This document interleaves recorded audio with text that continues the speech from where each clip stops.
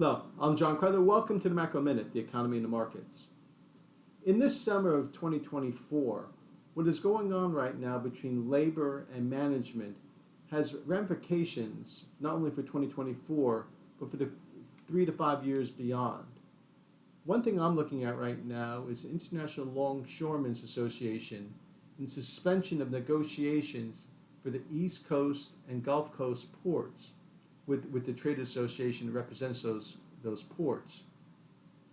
Terms, conditions are met, but it's the automation that's key.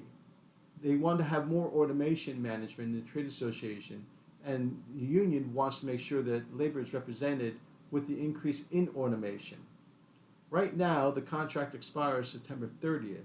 Any labor stoppage would have ramifications both for the labor economy for the fourth quarter of this year, but also for inflation, which the Federal Reserve is trying to fight and get down to a 2% mandate.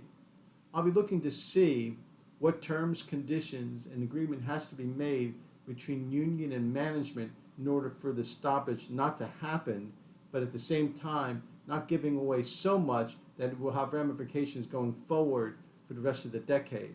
In the 1970s, it wasn't so much that the stoppage and the strikes between labor and management were bad enough, but it was the COLAs, the cost of living increases, automatically that would reset as inflation increased. That created the wage price spiral. There's no evidence of that right now. That's certainly something that the Federal Reserve and Chair Powell wanted to make sure that that does not happen, because the anticipation of inflation would create a wage price spiral, which would be much harder for the Federal Reserve to fight. I'm John Kreitler. This was the Macro Minute, the economy and markets. Have a great week.